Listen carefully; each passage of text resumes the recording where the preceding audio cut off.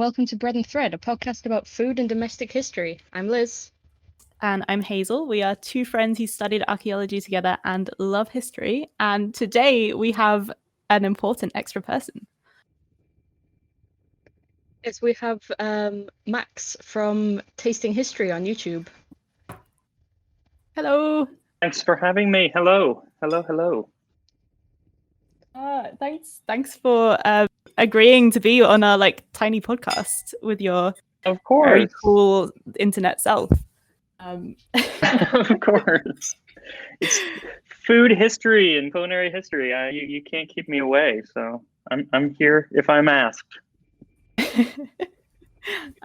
Awesome. I'm super excited about the topic today as well, because it's something I know nothing about, and it sounds like a cornucopia of delights.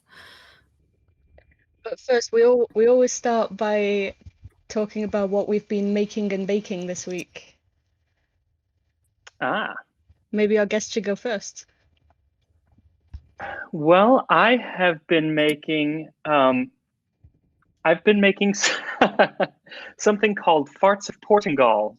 Probably one of the worst names for a dish, but I'll be doing an episode on it, and they're little meatballs from the time of Shakespeare.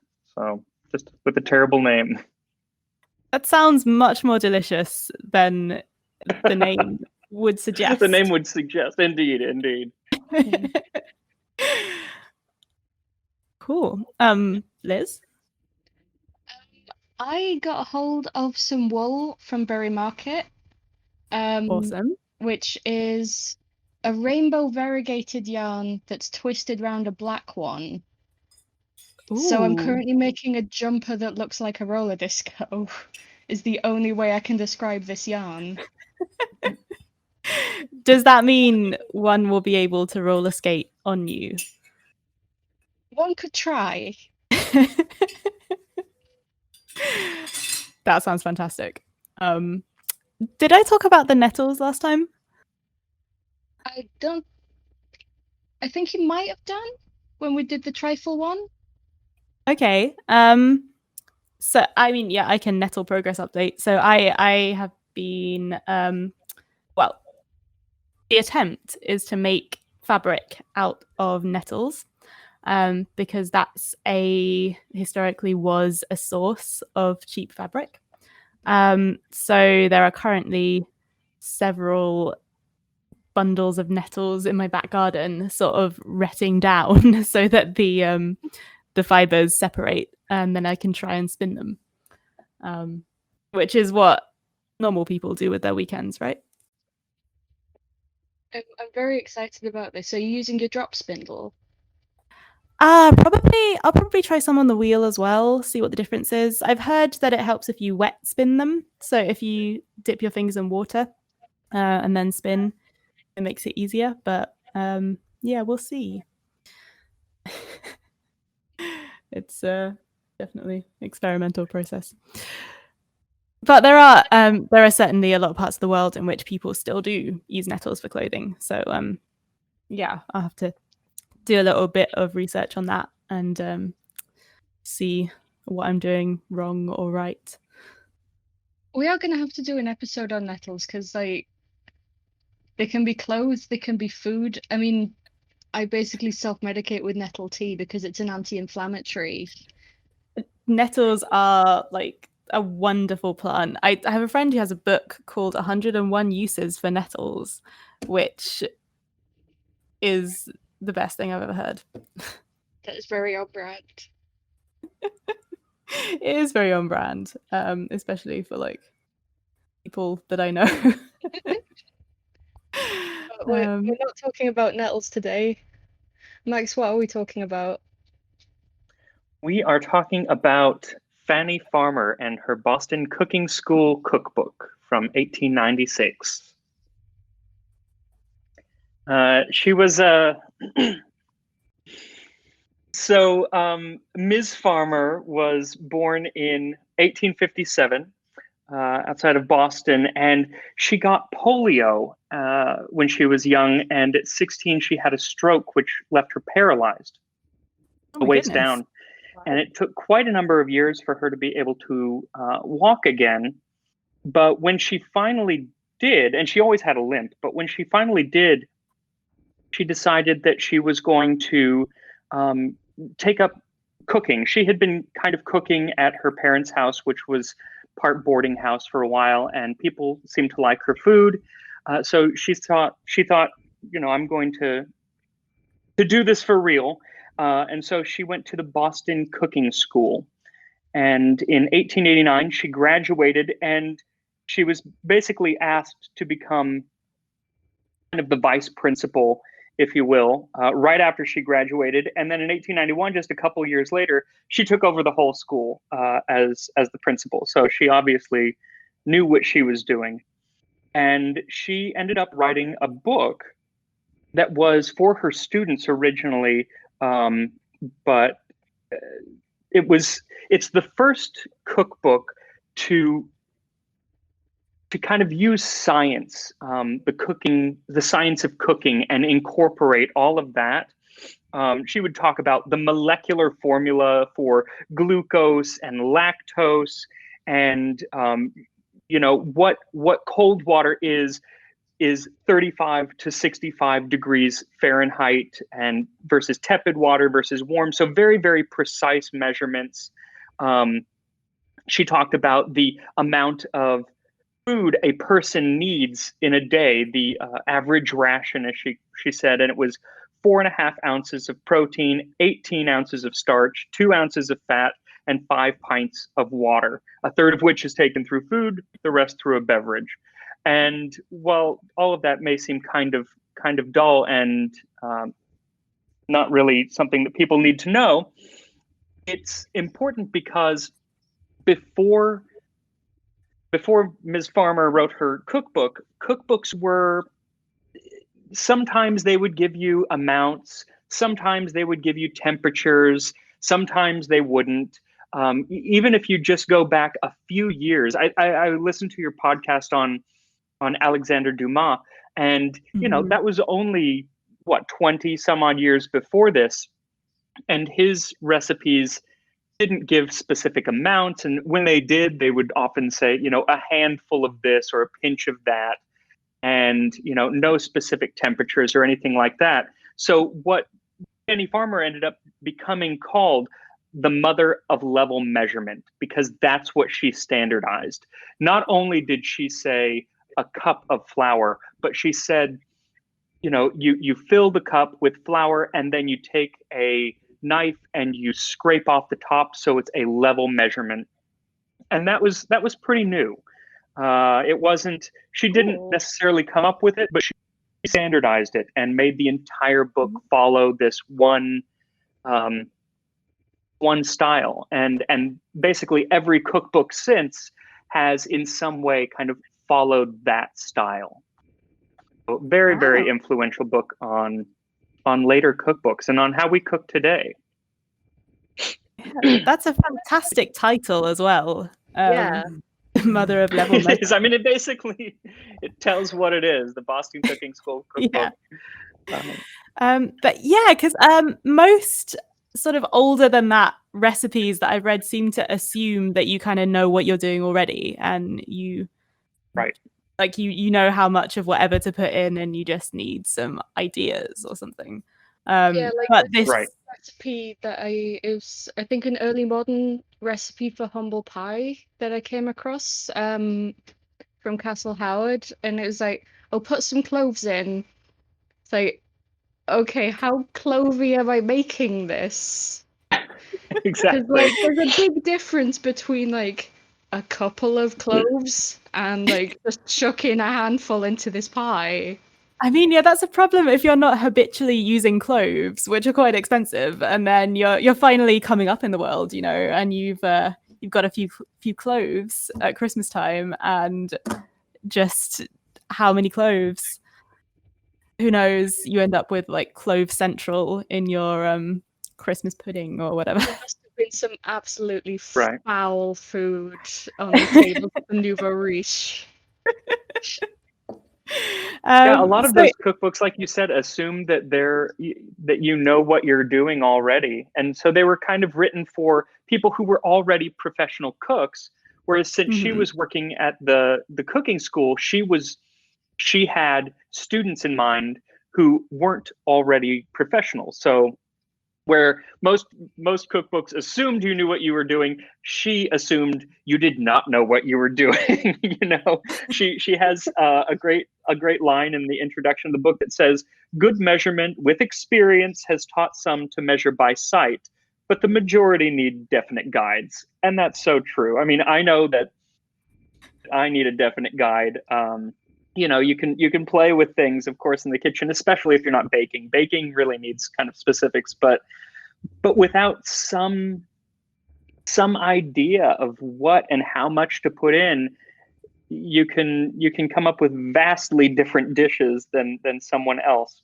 That said, even with a recipe, and while she gets a lot of credit, she also has her detractors, especially in recent years, um, who kind of say that she gave people a false sense of perfection. If I follow this recipe exactly as Fanny Farmer says, then I'm going to come out with exactly what I'm supposed to. But that's just not the case, because there are things that in cooking, especially in baking, that influence what you're doing that can't really be written down. The whether it's the ambient temperature of the room or the humidity or what type of flour you're using or how old it is or how compact it is, um, the temperature of your water, the different ovens, just all sorts of things can go into it. So she gave very precise measurements,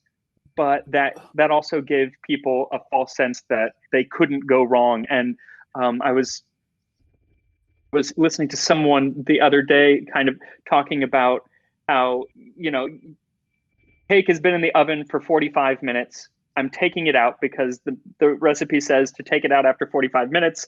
It's clearly still raw, but I'm taking it out anyway. You know, you kind with the precise measurements, you also lose a bit of that just kind of knowledge of what you're doing, based on your own savvy and being able to see what you're doing in front of you. So Yeah, it goes both I, ways, I suppose. I I have a guess you story still. about this. Oh. Um, I was teaching a friend to cook. He had never cooked anything before in his life, so I was like, oh, we'll start simple. We'll just make like a Victoria sponge. It's sort of, you put in the set amounts, you bake it, it's a cake. Something went wrong with the oven, so we ended up with a burnt shell of cake. It was entirely raw in the middle that Oh. we kind of salvaged and ended up like dunking chocolate into it, like some sort of weird cake fondue. But That sounds good, actually. we followed the way that I always make a Victoria sponge, and it turned into cake fondue. There are Yeah. so many things that can go wrong. Would you think that would be a badly regulated oven temperature? Yeah, I think the problem was I mean, it wasn't a great oven. We already knew that. We just didn't think it was going to be that bad. It was like, when you're barbecuing something and it's like charcoal on the outside, but you cut into it and it's still pink. Mm-hmm. It was that, but cake. It was barbecue cake. It was barbecue Okay. cake. Oh no. Love it. I don't think I've got anything that spectacularly wrong. You've just reminded me of the time that Rose and I made a cake and we put like 6 packets of Tutti Fruttis in the middle because we thought that was a good idea. Apparently the ants also thought that was a good idea. Don't do that. Sorry, I'm trying to I remember once what made a is. wonderful blueberry pie, and but the top, I had done this really intricate kind of design on the top of the pie with the dough to make blueberry vines and leaves and all little blueberries. It was gorgeous, and Wow. cooked the pie, and the pie was done, but but the top was just too light, and I needed to darken it up just a little bit. And I kind of looked online, and some people said, just turn on the broiler, but it said just for a bit. I said, can see what's I coming. can turn on the boiler. How long is a bit? Well, for me, a bit is like, I don't know, 2 minutes. A minute into the broiler being on, apartment is filled with smoke. The pie is destroyed. I think a bit in this case probably meant 10 seconds, but if you're not specific, you can come up with something very, very different. And I was so sad. I still lament that pie because it took hours to work on. I am in mourning for this pie that never was. Yeah, bakeries are my favorite as well. It was horrible. Well, the nice thing was the inside was still fine because the only part that had burned was the top. So we ended up making kind of just a cobbler out of it. We took off the burnt top and then ate the rest with cream. So it was still delicious, but it wasn't beautiful. It was not beautiful. Hello. You always meant to make a tart, and no one can prove otherwise. Exactly. Yes. I guess you could say that's a bittersweet ending. Indeed. Another interesting thing about this cookbook that she made was, because really one of the impressive things about it is not just the actual cookbook, which ended up becoming, I mean, it's still in print over 120 years later. It's still in print. But the impressive thing was her. She had cobbled together this cookbook from, some were her recipes, some were recipes that her predecessor, Mrs. Lincoln, who owned the school, had given her, and ended up putting together nearly 3,000 recipes for this book. Sorry, not 3,000, 1,850 recipes for this book. And nobody would publish it because nobody thought that it was going to go well. So finally, when she did find a publisher, Little Brown and Company, they only said that they were going to do 3,000 copies, and she had to pay for it. So essentially, it's a self-published book. I don't really know what they didn't have any skin in the game at all. So she paid for it and self-published it, but it was a good move because she ended up retaining the copyright, and it went on to sell hundreds of thousands of copies in the first few years, and now I believe it's at, I've read 7 million copies. So it made her a very wealthy woman, wealthy enough that a few years later, in 1902, she opened her own Fanny Farmer, Miss Farmer's School of Cookery, and that was unique because it was geared not toward people who were becoming professional cooks or servants, because servants were starting to disappear from middle class households at the time, and so it was geared toward housewives. She was teaching people who knew absolutely nothing about cooking because their mother had a cook in the house, so she couldn't teach them. So she was teaching housewives from the ground up. And so for $40, you got a month of classes, 2 classes each day for 6 days a week. And at the end, you were supposed to be able to cook pretty much anything. So it was For like cooking boot camp. Yeah, that's pretty decent. Yeah. Like all I can think of right now is the show Worst Cooks in America. I'm just imagining that, but all in like Victorian outfits. Oh, I want that. Yes, absolutely. I really want to see that. Absolutely. Yeah, she was really a remarkable woman, especially because, like I said, she had a limp. She was a woman in the turn of the century Boston, which is an automatic strike against you. She continued to have health issues as she went along. She ended up having another stroke fairly soon before she died, but she was still lecturing. She lectured at Harvard. She was, I believe, the first woman to lecture at Harvard Medical School, which was rather impressive because she focused a lot on as medicine, because she had been they use the term an invalid for so long growing up. She knew what foods helped her at the time and what didn't, what was easy to digest and whatnot. So in all of her books, there was always a section on food for being sick, and she ended up doing an entire book called Food and Cookery for the Sick and Convalescent, which was just food for an entire kind of diet nutrition program for the ill, which was pretty new. It wasn't a new concept, but for an entire book to be on that subject was fairly inventive. So she was like an early nutritionist, basically. Absolutely. She was so all about the science behind food and its effect on the body. It wasn't just this needs to taste good.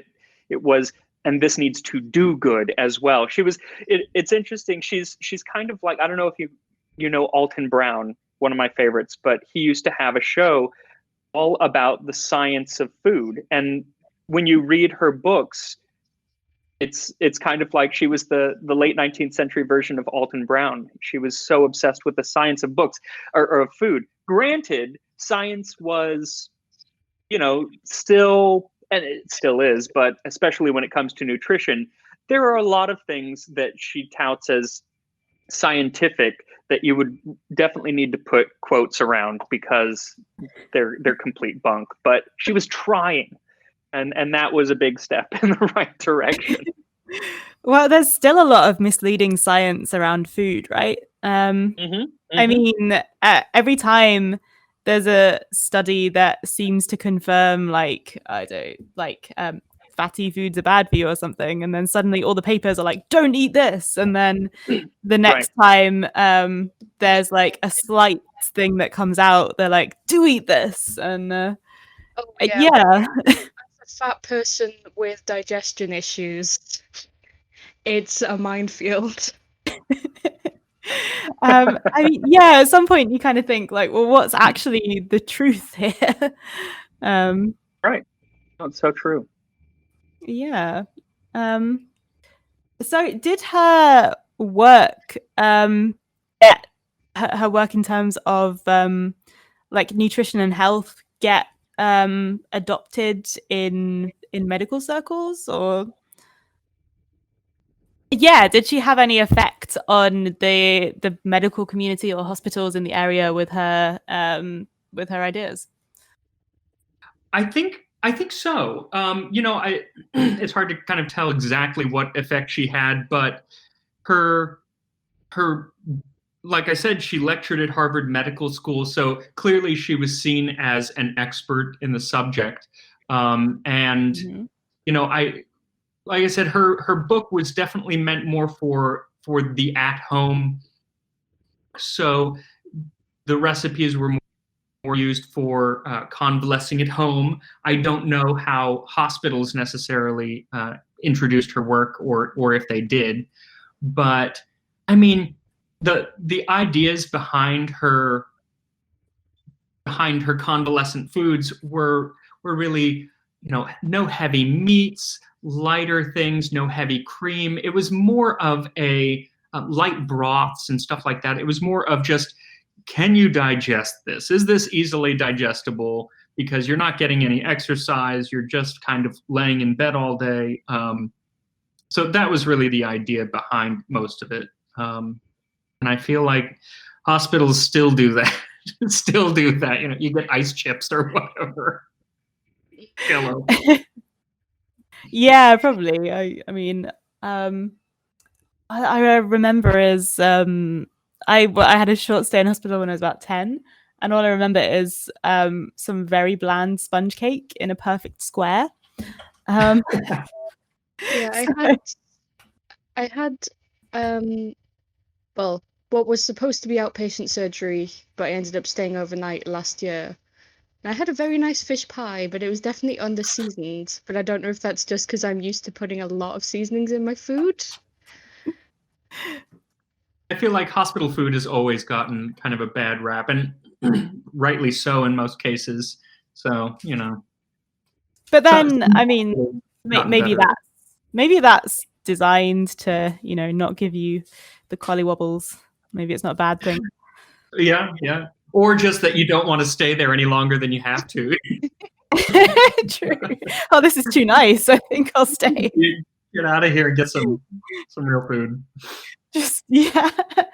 Well, Encourages I'm you not to get better, but the food here is great. I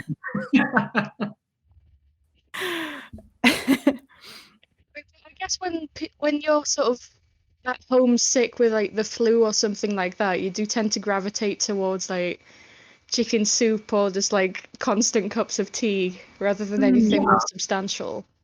Yeah, a double cheeseburger doesn't usually go down too well if you're not well. Makes Or at least sense. doesn't stay down. Yeah. This is delicious, and it will be delicious in a moment when it comes back up. Yeah, I mean, yeah, either that or it goes down too well and keeps going. Indeed. Oh boy. Yeah, One more thing about the book that I find so interesting is in the back she has menus. And they are, you know, menus of the time period for kind of upper middle class households, and they're like 12 courses, 40 dishes, 30 or 40 dishes, you know, and it's just, if you've ever seen a late Victorian kitchen, just I can't even compute how you would put all of that together in a timely manner. I have to imagine that so much of the food was being served at room temperature, because after you cook it, it's like, okay, this is ready. All right, but that's course 7 and we're on course 3, so it's going to sit there for 40 minutes. And this is aimed at people without cooks. Right. Though I feel like with those giant menus, you'd have to hire some help. There's absolutely no way that you could. You have to have 10 arms. I wonder though how much time would have been between the courses, because there's the story about Queen Victoria, so sort of slightly earlier than this / overlapping, where supposedly she'd have these big multi-course banquets, but as soon as she was finished with a dish, it was all cleared away and it was time for the next one. And she ate rather quickly. Oh, yeah, I've heard about that. And then as soon as she would finish eating and put her knife and fork down, the plates of everyone would suddenly be whisked away. Yeah, so I do wonder if it was more of a sort of more conspicuous consumption than accidental. I think so. More conspicuous consumption than actual consumption. Right. I think that that's possible. And they were, you know, you're not eating, especially in America, you're not eating American-sized portions. You know, these were, you'd have a few bites of everything, and it was just kind of like going to a buffet, I suppose. Well, there are a lot of Victorian era recipes for using up stale things or making things into other things, like leftovers.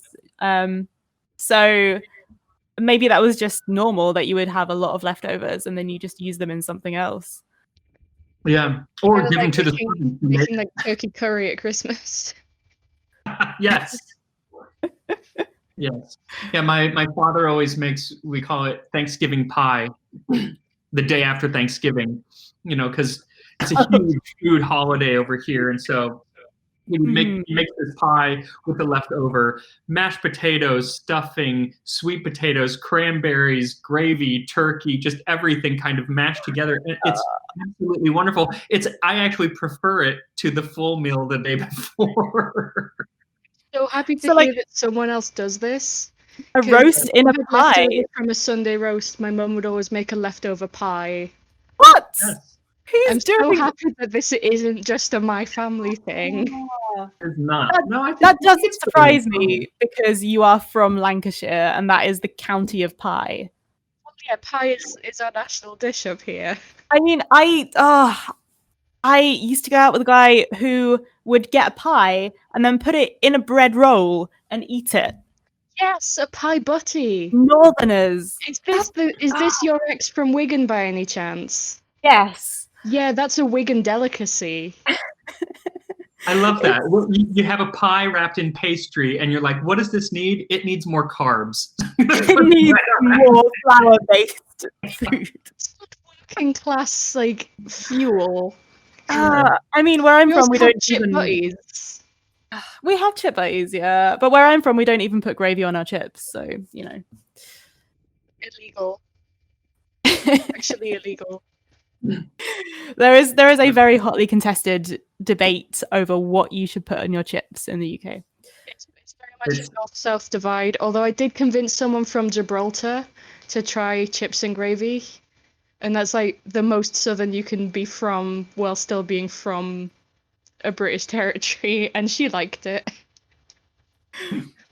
I think I have to go with just plain ketchup. I just love ketchup. I'm so boring, but there's nothing wrong with that. I do get putting whenever I'm in England, people are always dipping it in vinegar or oh yes, Liam parents, and I'm like, what are you doing? No, no, I don't know. Oh, that's my favorite, salt and vinegar.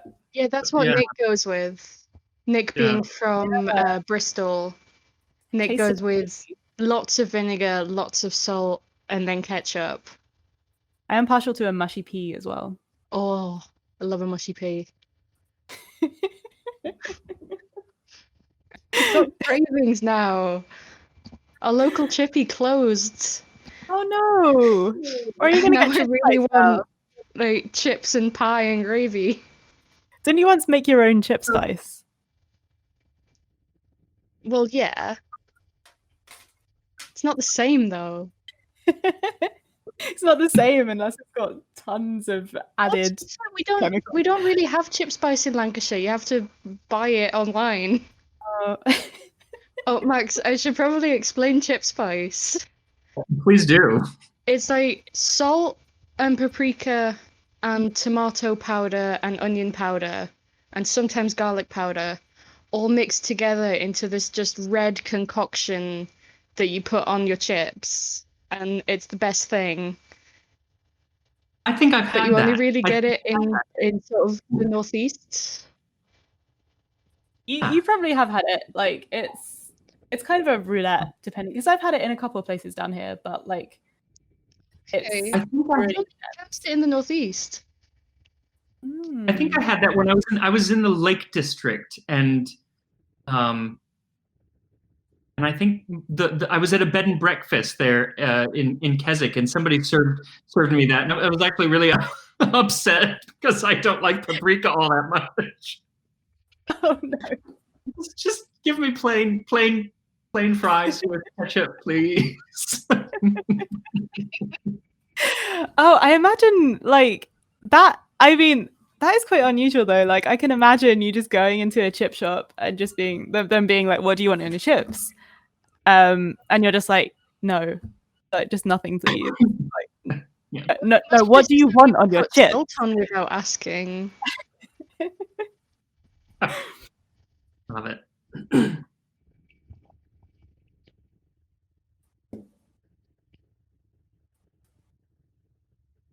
So after the long chip-based interlude, so did she remain successful? She did. She remained very successful until she gave a lecture just a few days before she died and she had to do it from a wheelchair because she had just had another stroke.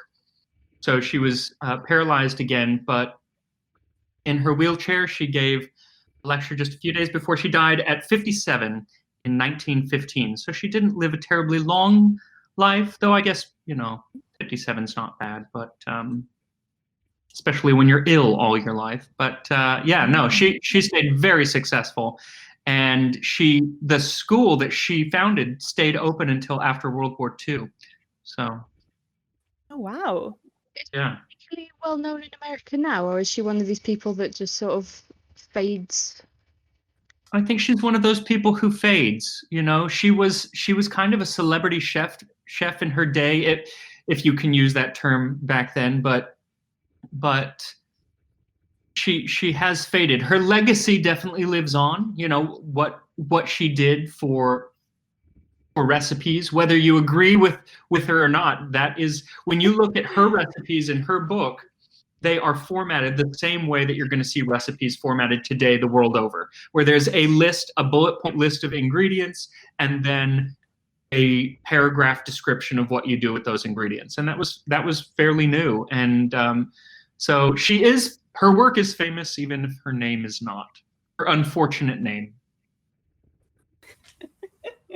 I do have one more question for you, I'm afraid.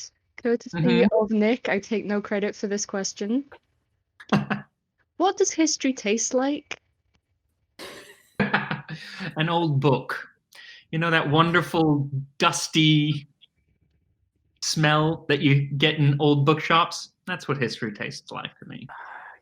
Oh, that is a good smell. I have a soap that smells like that.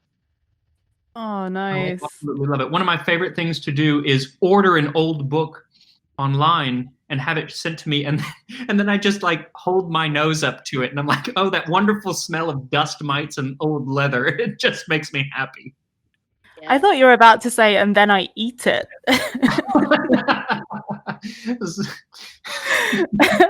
I would not blame you. I would blame me. You might blame you afterwards, yeah. This is definitely. You are a trained archaeologist. You cannot condone eating books. I can if it is for science. Yes, indeed. It's like, well, you know, when you lick a rock to determine, you know, whether it's a rock or a bone. It's like that. If it's a real historical book, to see how old it is. Never done that. Yeah, you can date books by the taste of the pages. Lovely.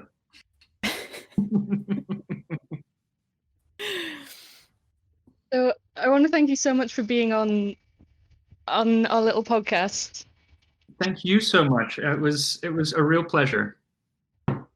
Yeah, this was fantastic. I had literally never heard of this wonderful woman before. And now I want to go and read her book. So yes. Yeah, thank you. You're most welcome. So if you've enjoyed today's episode, feel free to email us at breadandthreadpodcast@gmail.com if you have a suggestion. You can also find us at Bread and Thread on Twitter, where there are some pictures of things we've been doing as well. We also have a Patreon, just Bread and Thread, if you want to give us some monies. We've got Max, I believe you also have a Patreon? I do. It's patreon.com/tastinghistory. And you can, of course, go to youtube.com/tastinghistory to see the show. Which you absolutely should, because it is a fantastic YouTube channel. Yeah, I've been to all of your videos now, and it's just inspired me. It's things that I want to make and I want to learn about, and I'm very excited.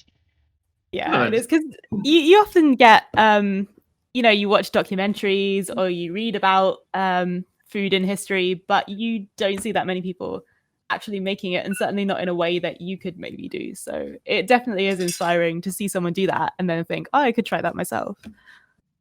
Even if it is really weird to see an American talking about Nuki Brown. I love England so much that but it is odd. On an episode, even though I wasn't doing an English dish, it was an American dish. I had a lot of English people be like, "It's weird to hear you say in an American accent."